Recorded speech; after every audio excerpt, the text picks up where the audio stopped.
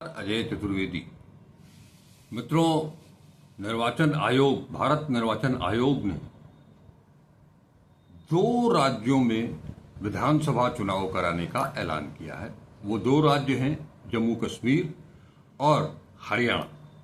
जैसे कि उम्मीद की जा रही थी कि जिन 4 राज्यों में विधानसभा के चुनाव होने हैं उन सभी 4 राज्यों के चुनाव होंगे, और साथ ही साथ उम्मीद ये भी की जा रही थी कि उत्तर प्रदेश या राजस्थान, बिहार, पंजाब में जो उपचुनाव होने हैं वहां भी एक साथ शायद चुनाव हो जाएगा, लेकिन ऐसा हुआ नहीं है। इस संबंध में जो राजीव कुमार हैं, मुख्य निर्वाचन आयुक्त, उनसे जब आज प्रेस कॉन्फ्रेंस में सवाल किया गया तो उन्होंने जो वजह बताई है वो वजह बताई है कि उपचुनाव को लेकर के कि जिन राज्यों में चुनाव होने हैं वहां पर बारिश और बाढ़ का प्रकोप है, जबकि महाराष्ट्र में उन्होंने अजीब सी दलील दी है जिसमें ये बताया है कि वहां पर दशहरा और दिवाली, ये दशहरा का शब्द नवदुर्गा की पूजा और दिवाली का त्योहार, इस तरह की दिक्कतें हैं जिसके चलते वहां पर अभी चुनाव नहीं कराए जाएंगे। और उम्मीद ये की जा रही है, उन्होंने जो संकेत दिए हैं उसके अनुसार ये उन्होंने बताने की कोशिश की है कि झारखंड में भी इस बार अभी चुनाव नहीं होने जा रहे हैं, तो अब महाराष्ट्र के चुनाव भी शायद इस बार 2024 में न हो, क्योंकि झारखंड में चुनाव होने हैं जनवरी में, उनका कार्यकाल पूरा हो रहा है, और अगले महीने फरवरी में दिल्ली विधानसभा का चुनाव कार्यकाल पूरा हो रहा है। तो ये माना जा रहा है कि झारखंड और दिल्ली के साथ शायद महाराष्ट्र का भी चुनाव कराया जाए। एक चीज, जम्मू कश्मीर में जो चुनाव होने हैं, आपको पता होगा कि जम्मू कश्मीर में चुनाव के लिए, विधानसभा चुनाव के लिए बाकायदे सुप्रीम कोर्ट ने ये आदेशित किया था कि सितंबर तक हर हाल में चुनाव हो जाने चाहिए। लिहाजा सुप्रीम कोर्ट के आदेश के तहत पिछले एपिसोड में भी मैंने आपको बताया था कि निर्वाचन आयोग की टीम जम्मू कश्मीर में गई और वहां चुनाव की तैयारियों पर अपना समीक्षा की, बैठक किया और तैयारियों का जायजा वगैरह लिया, और जितने भी वहां के लोकल अधिकारी हैं उन लोगों को चुनाव में जुट जाने का स्पष्ट निर्देश भी दिया था। जम्मू कश्मीर में 90 सीटें हैं, 90 सीटों के लिए चुनाव होने हैं, और आपको ये भी पता होगा कि 2014 के बाद जम्मू कश्मीर में विधानसभा का चुनाव 10 साल के बाद 2024 में होने जा रहा है। हालांकि इस बीच कुछ स्थानीय निकाय के चुनाव हुए थे, जिला परिषद वगैरह की कुछ चुनाव हुए थे, लेकिन धारा 370 हटाने के बाद से ये पहला मौका है जबकि विधानसभा चुनाव जम्मू एंड कश्मीर में होंगे। जम्मू कश्मीर में चुनाव होने हैं। 18 सितंबर को मतदान होना है, 25 सितंबर को दूसरे चरण का मतदान होना है, और आखिरी चरण 1 अक्टूबर को होगा।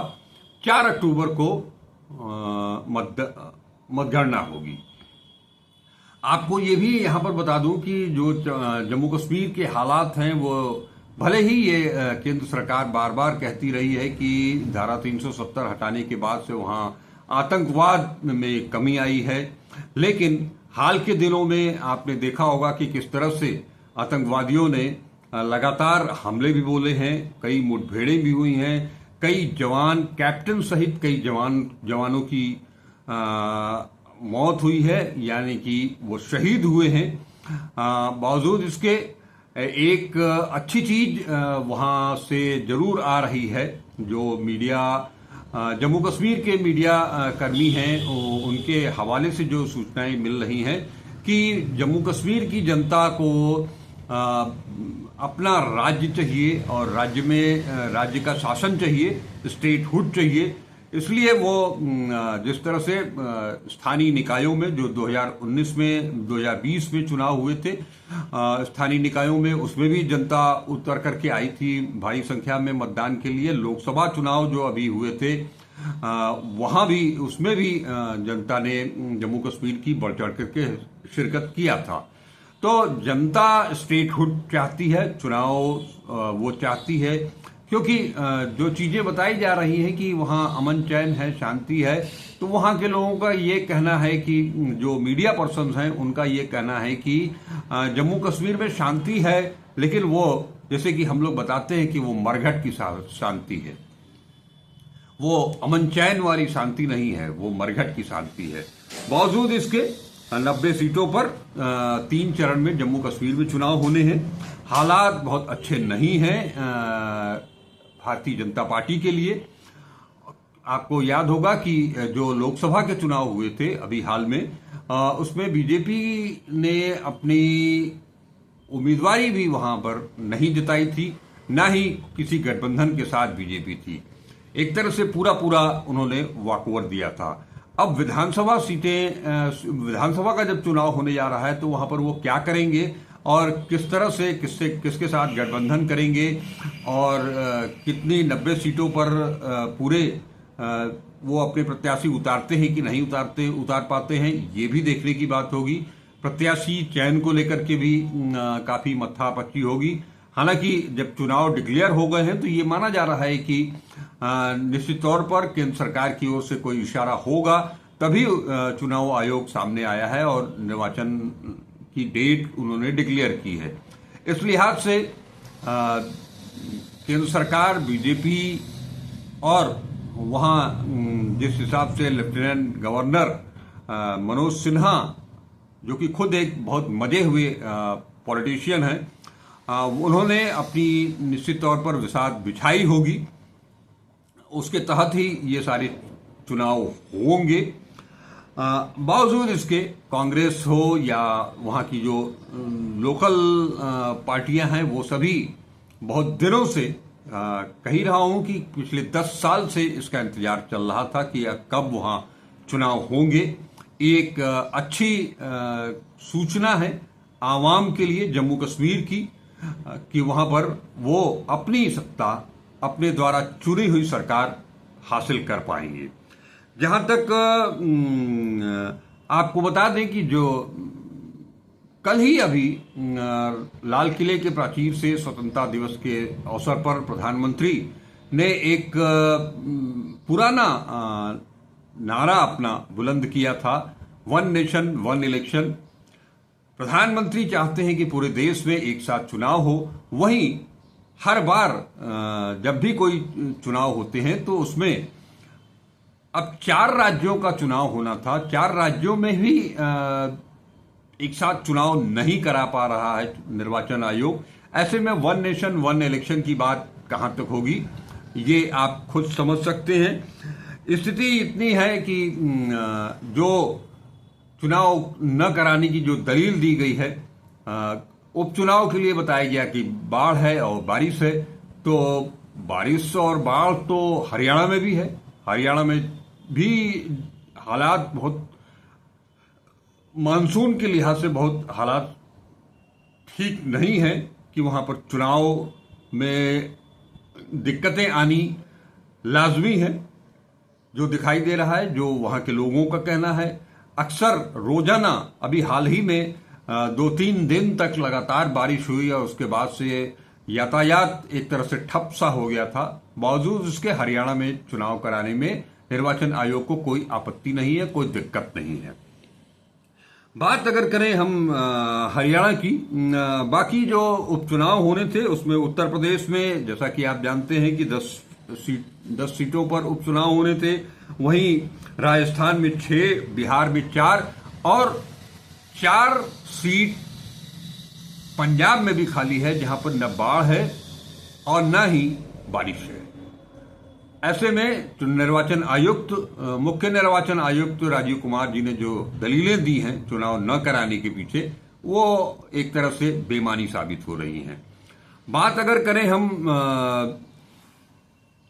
किस तरह से जम्मू कश्मीर की बात अगर हम करते हैं, तो जम्मू कश्मीर से ये भी बातें सामने आ रही हैं कि वहां पर निर्वाचन को लेकर के बड़े व्यापक पैमाने पर बड़े तबादले किए गए हैं अधिकारियों के, पुलिस अधिकारियों के, प्रशासनिक अधिकारियों के।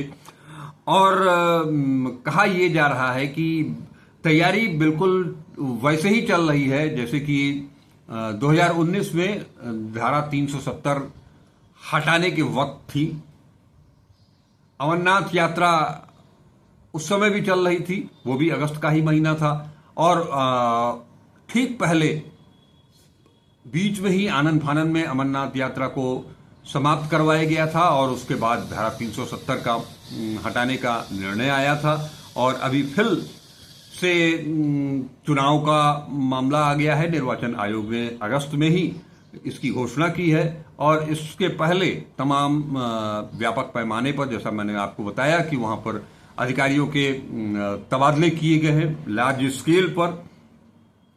और वहां की अगर बात करें तो स्थिति धारा 370 हटाने के बाद आम जन के लिए, रेस्ट ऑफ इंडिया के लिए, भले ही केंद्र सरकार ये बार बार कह रही हो कि वहां हालात बहुत सामान्य हो गए हैं, नियंत्रित हो गए हैं, और जिस खुशफहमी में बीजेपी थी धारा 370 हटाने के बाद से, वो परिस्थितियां शायद बीजेपी के लिए वहां अभी तक बन नहीं पाई हैं। ये देखना होगा चुनाव अगर होता है तो बीजेपी अपने कितने उम्मीदवार खड़ा करती है और कितने सीटों पर उसको जीत हासिल होती है। ले दे करके आवाम की दृष्टि से अगर देखिएगा तो आवाम जो चाहती थी वो उसे मिलने जा रहा है, उसकी अपनी सरकार। और अगर हरियाणा की बात करें तो हरियाणा में पिछले लोकसभा चुनाव में आपने देखा होगा कि 5-5 सीटें बीजेपी और कांग्रेस ने हथियाई थी। बीजेपी वहां 10 साल से सत्ता में है और इसके लिए अगर आप देखेंगे तो एक लंबे समय से, एक दशक से वो सत्ता में है, तो एंटी इनकम्बेंसी भी का भी उसको फायदा, उसका नुकसान उठाना पड़ सकता है। आवाम बीजेपी से बहुत नाखुश है। इन सब को जानते बीच में नाखुश जनता है और इसके नतीजे ये रहे कि वहां बीच में मुख्यमंत्री को बदलना भी पड़ा बीजेपी को। बावजूद इसके हालात में कोई बहुत सुधार नहीं आया है। और कहा यह जा रहा है कि जो राजनीतिक विश्लेषक हैं, वहां के राजनीतिक पंडित हैं, उनसे जो हमारी बातचीत हुई तो उन्होंने ये बताया कि वहां जाट वर्सेस गैर जाट को करने का प्रयास किया जा रहा है। इसी कोशिश में बीजेपी लगी हुई है। लेकिन अगर हम बात करें तो अगर कांग्रेस की स्थिति बतावें तो कांग्रेस ने अपने आप में बहुत काफी कुछ सुधार किया है। हालांकि अभी भी कांग्रेस में भी गुटबाजी खत्म नहीं हुई है पूरी तरह से, इसका कुछ नुकसान हो भी सकता है। ये लिहाजा अब अगर हम बात करें तो वहां जो मुद्दे हैं उस लिहाज से जाट किसान पूरी तरह से बीजेपी से नाराज है। किसानों का प्रतिनिधिमंडल अभी हाल ही में जब बजट सत्र चल रहा था उस दौरान संसद भवन जाकर के थोड़ी अड़चन के बावजूद राहुल के प्रतिपक्ष के नेता लोकसभा के राहुल गांधी से उन लोगों ने मुलाकात की थी और अपनी बातें रखी थी, अपनी मांगे भी रखी थी। और कांग्रेस इस बात से पूरी तरह से तैयार है। वो बार बार राहुल गांधी इस बात का जिक्र कर रहे हैं कि इंडिया गठबंधन, कांग्रेस हर जगह उसकी एक ही मांग है कि वो किसानों को एमएसपी की लीगल गारंटी देगा, तो इसका फायदा उन्हें मिल सकता है। तो एक किसान हैं जो कि बीजेपी से बहुत नाराज बताए जा रहे हैं। दूसरी बात यह है कि जो जाट हैं वो भी नाराज हैं। बात अगर हम करें तो हरियाणा की अगर बात आएगी तो रिसेंटली पेरिस ओलंपिक 2024 में जो कुछ भी महिला पहलवान विनेश फोगाट के साथ हुआ कि वो दुनिया की चैंपियन जो कि अपने जीवन में, अपने पूरे कैरियर में एक भी मैच मुकाबला वो न हारी हो, उसे हराया। लगातार 3 मैच खेले एक दिन में और सीधे फाइनल में पहुंची। उसके बाद 100 ग्राम उनका वजन बढ़ता है और उन्हें डिस्क्वालीफाई कर दिया जाता है। इसको लेकर के पूरे देश भर में ये आरोप लगने लगे थे कि उनके साथ राजनीति की गई है और उन्हें जानबूझ करके हराया गया है।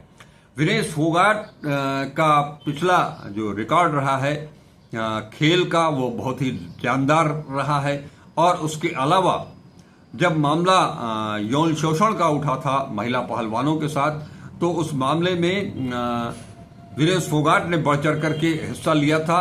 और जो कुछ भी वहां चला था, भाजपा सांसद ब्रिजभूषण शरण सिंह के खिलाफ जो महिलाएं और पुरुष पहलवान दिल्ली में आंदोलन किए थे, बड़ी मशक्कत के बाद जिस तरह से सुप्रीम कोर्ट में जाकर के एफआईआर तक दर्ज नहीं हो रही थी, तो उसके लिए सुप्रीम कोर्ट जाना पड़ा था। बावजूद इसके अभी तक कोई ठोस फैसला नहीं आया है और जो डिमांड थी ब्रिजभूषण शरण सिंह की गिरफ्तारी की, वो भी नहीं हुआ है। तो विनेश फोगाट का फैक्टर भी निश्चित तौर पर काम जरूर करेगा। और विनेश फोगाट के साथ इंडिया गठबंधन पूरी तरह से है और कहीं हर खाप पंचायतें जो हैं वो हरियाणा की, उन्होंने विनेश फोगाट को चैंपियन मानते हुए बहुत सारी घोषणाएं की हैं, बहुत सारे पुरस्कार, बहुत सारा सम्मान, भारत रत्न देने की बात, राज्यसभा में भेजे जाने की बात भी चल रही है। तो इन सारी परिस्थितियों, उसके अलावा हरियाणा भी उन राज्यों में से है जहां से युवा बहुत बड़ी संख्या में सेना में जाया करते थे, तो जिसे कि अब अग्निवीर के रूप में जो परिवर्तित किया गया है, तो वो अग्निवीर को लेकर के युवा अलग से नाराज हैं। महंगाई, बेरोजगारी पूरे देश भर में है, सारे देश के लोग इसको लेकर के परेशान हैं, युवा परेशान हैं, महिलाएं परेशान हैं, मध्यम वर्गीय परेशान है, नौकरी पेशा परेशान है, छोटे जो उद्यमी हैं एमएसएमई परेशान है, सारे कुछ लोग। तो वो पूरे देश भर से अलग नहीं है हरियाणा, वहाँ के लोग भी पीड़ित हैं, शोषित हैं। इंफ्रास्ट्रक्चर को लेकर के जो बातें लगातार प्रधानमंत्री कर रहे हैं, वो इंफ्रास्ट्रक्चर के मामले में भी हरियाणा में अभी बहुत सारे इलाके हैं जहां पर बहुत कुछ काम करना बाकी है और लोगों को रोजमर्रा के जीवन में बहुत सारी दुश्वारियां झेलनी पड़ रही हैं, वो सारी चीजें भी हैं। और आपको ये भी देखना होगा कि अब चुनाव की घोषणा तो हो गई है, 2 ही राज्यों में होगा, 4 राज्यों में चुनाव नहीं होंगे। और जिन 24 विधानसभा क्षेत्रों में उपचुनाव होने थे, वो भी चुनाव नहीं हो रहे हैं। माना यह जा रहा है, पॉलिटिकल एनालिटिक जो भी हैं राजनीतिक विश्लेषक, उनका कहना है कि बीजेपी अभी पूरी तरह से महाराष्ट्र, खास तौर पर महाराष्ट्र में चुनाव कराने के लिए, चुनाव में जाने के लिए बीजेपी तैयार नहीं है। उनकी जो सरकार है महाराष्ट्र में, उनका जो गठबंधन है वो पूरी तरह से तैयार नहीं है, जबकि इसके ठीक उलट इंडिया गठबंधन पूरी तरह से तैयार है। और जहां लोकसभा चुनाव के परिणाम में उत्तर प्रदेश के अलावा सबसे बड़ी जीत अगर किसी को मिली थी तो वो हरियाणा में ही मिली थी, और लिहाजा वहां कांग्रेस हो, एनसीपी हो या शिवसेना उद्धव ठाकरे हो, इन तीनों का गठबंधन बहुत मजबूत हुआ है और तीनों गठबंधन के साथ ही चुनाव लड़ने जा रहे हैं। अब तो उद्धव ठाकरे ने यहां तक कह दिया है कि सीएम का चेहरा तय करना है अब कांग्रेस को और शरद पवार को। वो जिसे कहेंगे वो ही सीएम का चेहरा होगा। उन्हें इस पद को लेकर के कोई लालसा, कोई उत्सुकता नहीं है। परिणाम चाहे जो भी हो, लेकिन महाराष्ट्र में पूरी तरह से गठबंधन, विपक्षी गठबंधन पूरी ताकत से चुनाव मैदान में उतरने के लिए तैयार है। अब आलम यह है कि राहुल गांधी वहां पहुंच जाते हैं तो मैदान ही नहीं, उसके आसपास के जो पुल हैं, ओवरब्रिज हैं, फ्लाईओवर्स हैं, वो भी ठसाठस तिरंगे से पट गए थे।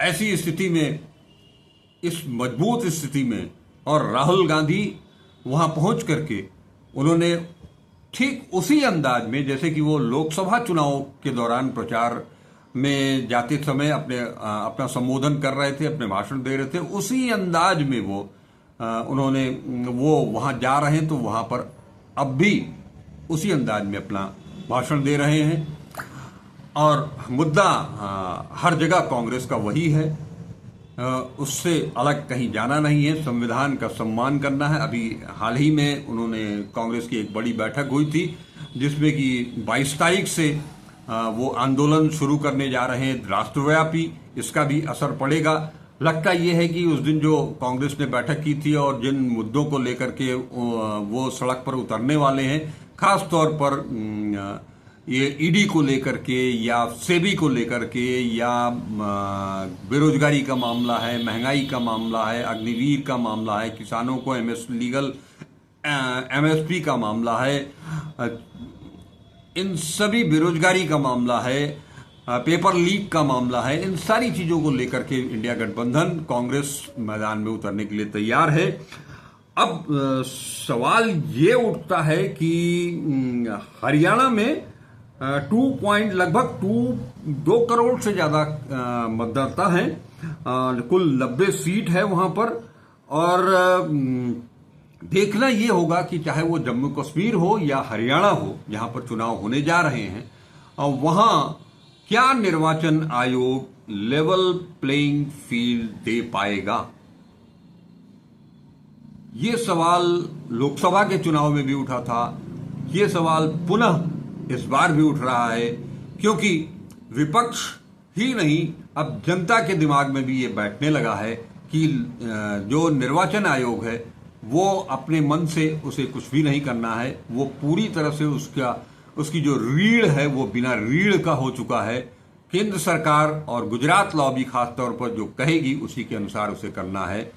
तो अब इस बार आपको देखना होगा कि लोकसभा चुनाव की पुनरावृत्ति होती है या इसमें कुछ सुधार की गुंजाइश भी दिखाई दे रही है। हम आगे क्या कुछ होता है, क्या निर्णय होते हैं, पार्टियां के अब चुनाव प्रचार में उतरेंगी, दो ही सही। खास तौर पर सबसे ज्यादा क्रिटिकल इलेक्शन होगा जम्मू कश्मीर का, क्योंकि वहां 10 साल के बाद चुनाव होने जा रहा है और सबसे बड़ी चीज है कि धारा 370 हटाने के बाद एक और उनका जो राज्य का दर्जा था, पूर्णकालिक राज्य का दर्जा था, उसे बदलने के बाद, क्योंकि अब जो 2019 में बहुत कुछ जो परिवर्तन हुए थे उसके तहत जम्मू कश्मीर अब केंद्र शासित राज्य है और वहां पर ये इलेक्शन होने जा रहे हैं जिस तरह से दिल्ली है आपका, उसी तर्ज पर। तो देखना यह होगा कि चाहे वो जम्मू कश्मीर हो या हरियाणा हो, वहां पर किस तरह की तैयारी होती है सत्ता पक्ष और विपक्ष की ओर से। चुनाव आयोग क्या लेवल प्लेइंग फील्ड दे पाता है कि नहीं, और कश्मीर के लोगों को, कश्मीर की आवाम को क्या स्टेटहुड का उनका जो सपना है वो अब पूरा होने जा रहा है। इस लिहाज से अब जो कुछ भी होगा पल पल की खबरों के साथ हम आपके पास, आपके समक्ष उपस्थित होते रहेंगे। आप हमारे साथ बने रहें, लगातार बने रहें, वीडियो को पूरा देखते रहें, लाइक करें, शेयर करें, और अब तक अगर @अजय चतुर्वेदी 842 यूट्यूब चैनल को सब्सक्राइब नहीं किया है तो उसे सब्सक्राइब जरूर करें। नमस्कार, अजय चतुर्वेदी।